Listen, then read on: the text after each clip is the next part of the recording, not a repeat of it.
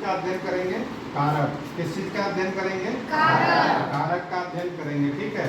और कारक को हम लोग हिंदी के माध्यम से क्या है, संस्कृत में उसे कन्वर्ट करेंगे, ठीक है। हिंदी के माध्यम से संस्कृत का अनुवाद करना सीखेंगे, ठीक है। अब देखो, सबसे पहली कारिका क्या है? क्रियाजनकत्वम। क्या है? क्रियाजनकत्वम,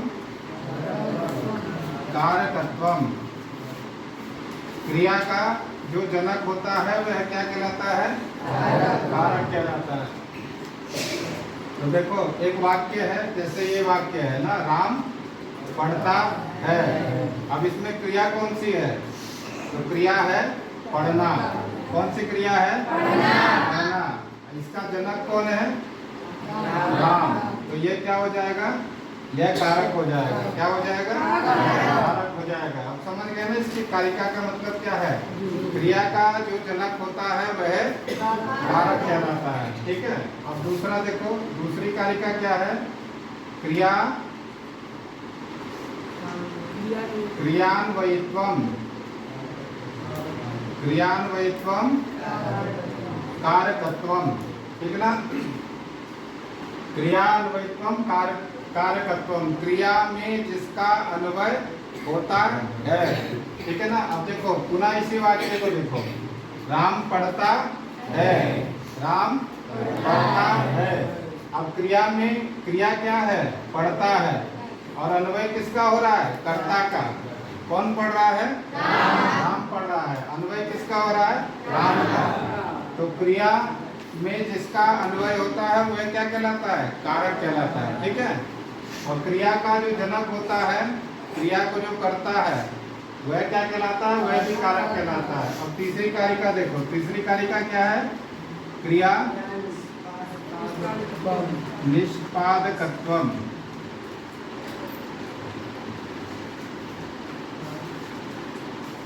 क्रिया का जो निष्पादन करता है, ठीक है। क्रिया का जो निष्पादन करता है वह भी कारक कहलाता है। अब पढ़ने की क्रिया को कौन कर रहा है? निष्पादकत्व, अर्थात उसको संपादन कौन कर रहा है? उस क्रिया को कौन कर रहा है? राम कर रहे हैं। तो कारक कौन कहलाएगा? राम कहलाएगा। इस प्रकार तीनों का अर्थ क्या होगा? क्रिया का जो जनक है उसे कारक बोलते हैं, और क्रिया का जिसमें अन्वय होता है ऐसे पद को क्या बोलते हैं? कारक बोलते हैं। और क्रिया का जो निष्पादन करता है, अर्थात क्रिया को जो कर रहा है वह क्या कहलाएगा? वह कारक कहलाएगा, ठीक है। अब देखो, हम लोग क्या देखते हैं? कारक विभक्ति, ठीक है। कारक विभक्ति और कारक चिन्ह, ऐसे कौन कौन से चिन्ह है जिनसे हमें ज्ञान होगा कि ये कौन सा कारक है, ठीक है। और वाक्य में प्रयोग, ये तीन चीजें हम लोग आज देखेंगे, ठीक है। सर्वप्रथम देखो, कौन सा कारक है? तो कर्ता। कौन है? कर्ता। दूसरा कर्म, तीसरा चौथा, पांचवा, छठा, सातवां और आठवां। इस प्रकार कारक विभक्तियां कितनी हैं? कुल 8 है। कारक विभक्तियां कितनी हैं? अब देखो, कर्ता ने, कर्म को, करण से या साथ में होना, ठीक है ना। से या साथ में होना। संप्रदान के लिए, अपादान से या अलग होना, ठीक है। संबंध, नाने नी, जो भी शब्द है जो जोड़ते हो एक दूसरे को ना, तो ये क्या संबंध कहलाएगा। और में परे अधिकरण। और संबोधन क्या है? जो आश्चर्यजनक बोला जाए या अपने से छोटे को बोला जाए, ठीक है ना। हे, अरे, अजी। तो इस प्रकार हम लोगों ने कारक विभक्तियां देखी, कितनी है? 8। और कारक चिन्हों को पहचाना, ठीक है। जहाँ ने शब्द होगा उस जिस वाक्य में, उससे हम लोग किसका ज्ञान करेंगे? कर्ता का ज्ञान। देखो, राम पुस्तक पढ़ता है। तो किसने पुस्तक पढ़ी? राम ने। राम ने। तो राम ने पुस्तक पढ़ी। हम लोग जान गए ना कि राम क्या है? कर्ता है। और कौन सी विभक्ति होगी उसमें? प्रथमा, ठीक है ना। तो क्या बनेगा? रामः पठति, रामः पठति। अब दूसरा देखो, कर्म देखते हैं ना। कर्म का चिन्ह क्या है? और वाक्य प्रयोग क्या है? राम पुस्तक को पढ़ता है। यहाँ को नहीं लिखा है, फिर भी ज्ञात हो रहा है कि नहीं? जरूरी नहीं है कि ये अक्षर लिखे रहे ना। इन अक्षरों से वाक्य अगर ज्ञात भी होता है तो भी हम लोग जान जाएंगे कि कर्म होगा, ठीक है। राम पुस्तक पढ़ता है। अब राम कौन सी क्रिया कर रहा है? पढ़ने की क्रिया कर रहा है ना। पढ़ किसको रहा है? पुस्तक को। अब कर्म का चिन्ह क्या है? तो राम कर्ता हो जाएगा, पुस्तक क्या हो जाएगी? कर्म, और पढ़ना क्रिया। तो रामः पुस्तकम पठति, रामः पुस्तकम पठति, ठीक है। इस प्रकार हम लोग किस किस को जान गए? कर्ता को जान गए और कर्म को जान गए, ठीक है। अब देखते हैं करण कारक। करण कारक को देखते हैं, ठीक है। करण कारक का चिन्ह क्या है? और साथ होना ना। अब देखो वाक्य क्या है हमारा? अब देखो के साथ ना, के साथ ना। राम किसके साथ जा रहे हैं? सीता के साथ। तो किसमें तृतीया विभक्ति होगी? अब ये बताओ। राम सीता के साथ जा रहे हैं तो किसमें तृतीया विभक्ति होगी? राम के साथ कि सीता के साथ? सीता के साथ ना। तो सीता के साथ ये शब्द जिसके साथ जुड़े रहेंगे उसमें तृतीया विभक्ति होगी, ठीक ना। तो क्या बोलेंगे? रामः सीतया, सीतया तृतीया विभक्ति। रमा का रूप कैसे चलेगा? रमा रमे, रमाम रमे, रमया। तो सीता सीते, सीता सीता सीते, सीतया, ठीक है ना। तो राम राम सीता के साथ, रामः सीतया सह गच्छति, राम सीता के साथ। अब हम लोग करण कारक भी जानते हैं ना। साथ चिन्ह के साथ क्या होगा? करण कारक का प्रयोग होगा, तृतीया विभक्ति ना। अब देखो संप्रदान देखते हैं। के लिए चिन्ह क्या है संप्रदान का? के लिए अर्थ में ना। वाक्य प्रयोग देखते हैं। राम के लिए दशरथ आए। किसके लिए दशरथ आए? राम के लिए। किसमें चतुर्थी विभक्ति होगी? राम में कि दशरथ में? क्यों? दशरथ किसके लिए आ रहे हैं? तो राम के लिए आ रहे हैं ना। शब्द किसमें जुड़ रहा है? तो दशरथः रामाय कृते आगच्छति, ठीक है ना। दशरथ राम के लिए आए, तो राम में चतुर्थी विभक्ति लगेगी। क्या बनेगा? रामः रामौ रामाः,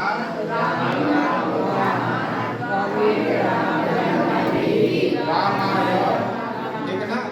रामाय, यहाँ क्या बन जाएगा? रामाय, राम के लिए दशरथ आए। अब कहीं भी यदि हिंदी वाक्य लिखा रहेगा ना तो तुम लोग समझ जाओगे यहाँ संप्रदान कारक है कि करण कारक है कि कर्म कारक है, कौन सा कारक है समझ जाओगे ना। अब देखो अपादान देखते हैं। संख्या में कितना है? 5वां ना। और अर्थ क्या है इसका? से या अलग होना, ठीक है ना। वाक्य देखते हैं तो वाक्य क्या है?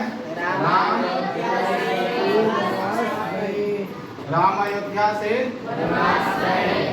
वनवास गए, ठीक है ना। तो राम अयोध्या से अलग हो रहे हैं कि नहीं? अयोध्या से अलग हो रहे हैं ना। तो अपादान हम किसमें करेंगे? अयोध्या में करेंगे कि वनवास में? अयोध्या में। जिससे अलग होगा ना उसमें पंचमी विभक्ति होती है। जैसे वृक्ष से पत्ते गिरते हैं ना, तो वृक्ष से पत्ते गिरेंगे तो पंचमी हम लोग किसमें करेंगे? वृक्ष में कि पत्ते में? जिससे जो वस्तु अलग हो रही है उसमें पंचमी विभक्ति होती है ना। तो राम अयोध्या से वनवास गए, तो अयोध्या से में पंचमी विभक्ति होगी ना। तो अयोध्यायात, अयोध्यायात वनवासम गतवान, ठीक है ना। अयोध्या से वनवास गए। तुम लोगों को केवल कारक चिन्ह का हमें ज्ञान कराना है, ठीक है ना।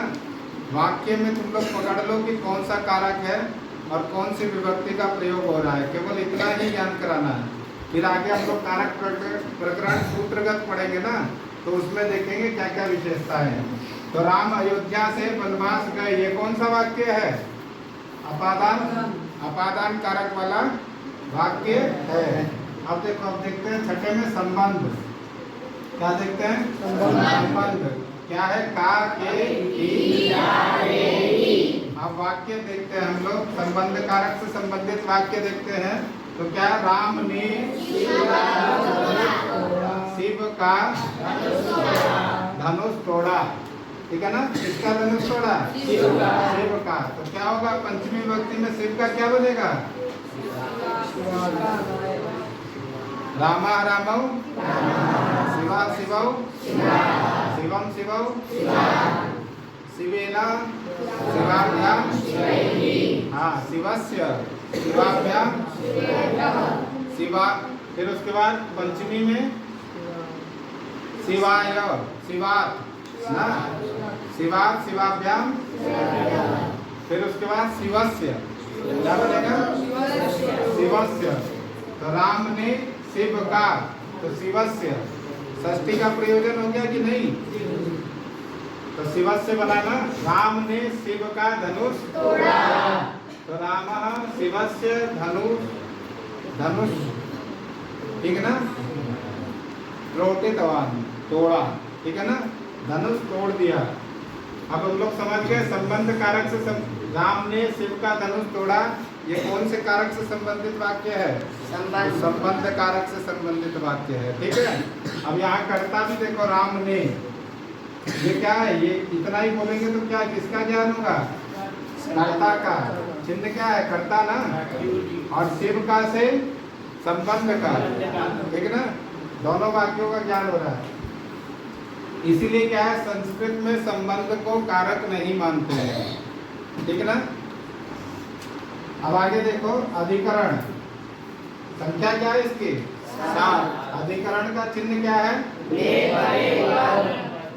अब वाक्य देखते हैं हम लोग। वाक्य क्या है? राम के बन जाने पर। अब यहाँ अधिकरण बताओ, अधिकरण चिन्ह कहाँ दिखाई दे रहा है? कहाँ जाने पर? बन जाने पर ना। राम के बन जाने पर दशरथ मृत्यु को, तो बन जाने पर सप्तमी एक वचन में क्या बनेगा? राम की तरह क्या बनेगा सप्तमी एक वचन में? बने। क्या बनेगा? बने। इस प्रकार हम लोगों ने क्या देखा? अधिकरण से संबंधित वाक्य देखा ना। अब इसका संस्कृत में अनुवाद किस प्रकार होगा वो आगे हम लोग जब लकारों को पढ़ेंगे और सामान्य अर्थ पढ़ेंगे तब मालूम चलेगा, ठीक है।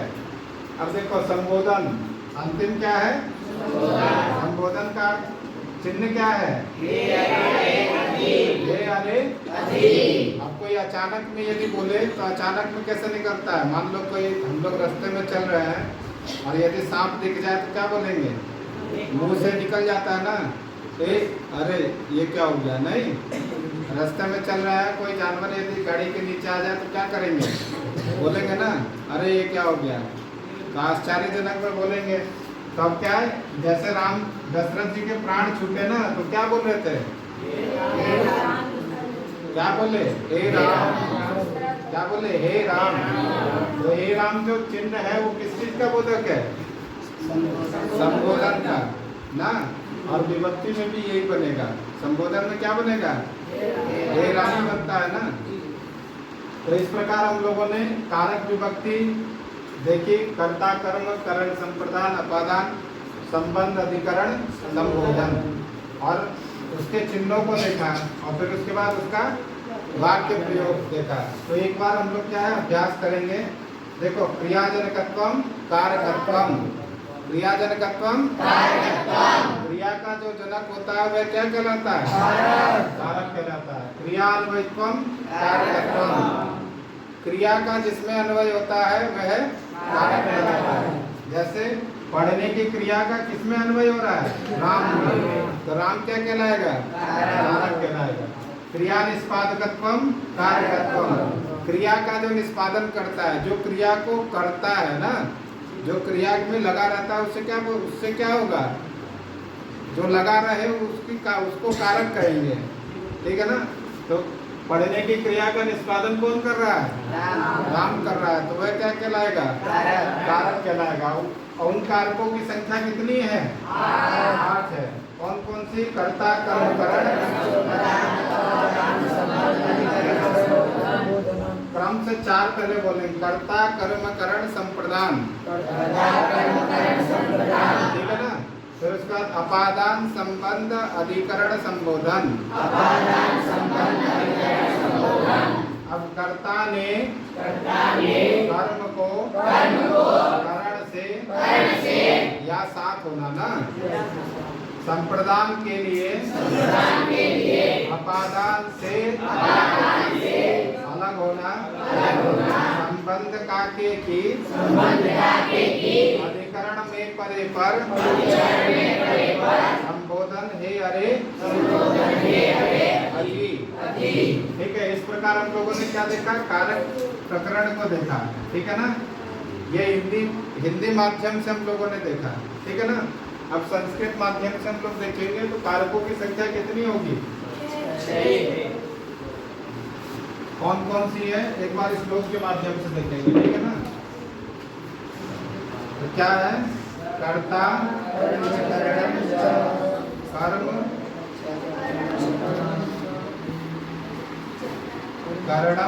च, संप्रदानम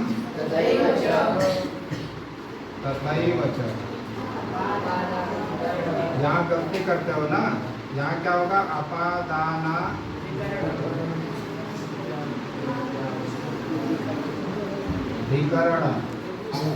धिकरणम है ना, लेकिन यहाँ क्या? मिथ्याहु।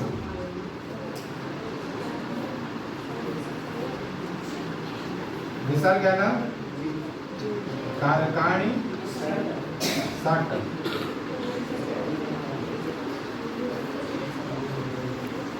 मिथ्याहु कारकाणि सट।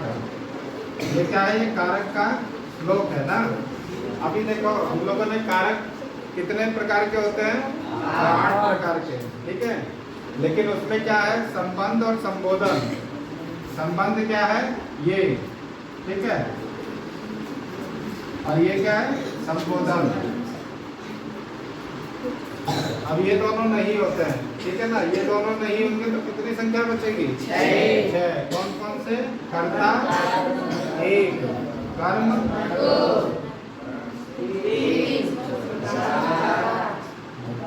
5, 6, ठीक ना। अब देखो कर्ता, कर्म च, करणम च, संप्रदानम तथैव च, अपादानाधिकरण, मिथ्याहु कारकाणि सट। इस प्रकार क्या है? संस्कृत में कारकों की संख्या कितनी है? 6 कारकों की संख्या है। संस्कृत में कौन कौन सा कारक नहीं होता है? तो संबंध और इन दोनों को कारकों की संख्या नहीं दी गई है, ठीक है ना। क्यों नहीं दी गई है? तो देखो जैसे वाक्य देखो, राम ने शिव का धनुष तोड़ा। हम लोगों ने क्या पढ़ा था? क्रिया का जिसमें अन्वय होता है